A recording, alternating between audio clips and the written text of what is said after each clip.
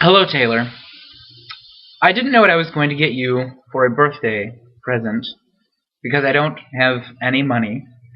But then it hit me. As the great dramatic actor that I am, I should read a dramatic excerpt from one of her favorite books. So that's what I did. Again Scarlet was back in the windy orchard of Tara, and there was the same look in Rhett's eyes that had been in Ashley's eyes that day. Ashley's words were as clear in her ears as though he, and not Rhett, were speaking.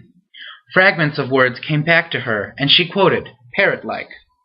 A glamour to it, a perfection, symmetry, like art. Rhett said sharply, Why'd you say that? Well, that's what I meant. It was something that Ashley said once, about the old days. He shrugged, and the light went out of his eyes. Always Ashley, he said, and was silent for a moment. Scarlet, when you're 45, perhaps you will know what I'm talking about. And perhaps you, too, will be tired of imitation gentry and shoddy manners and cheap emotions. But I doubt it.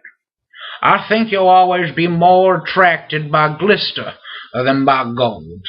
Anyway, I can't wait that long to see. And I've no desire to wait. It just don't interest me. I'm going to hunting old towns and old countries where some of the old times must still linger. I'm that sentimental. Atlanta's too raw for me. Too new. Stop, she said suddenly. She had hardly heard anything he had said. Certainly her mind had not taken it in. But she knew she could no longer endure with any fortitude the sound of his voice when there was no love in it. He paused quizzically and looked at her. Well, you get my meaning, don't you? He questioned, rising to his feet. She threw out her hands to him, palms up, in the age-old gesture of appealing, and her heart again was in her face. No, she cried. All I know is that you do not love me, and you are going away. Oh, my darling, if you go, what shall ever I do? For a moment he hesitated, as if debating whether a kind lie were kinder in the long run than the truth. Then he shrugged. Scarlet, I was never one to patiently pick up broken fragments and glue them back together and tell myself the mended whole was good as new.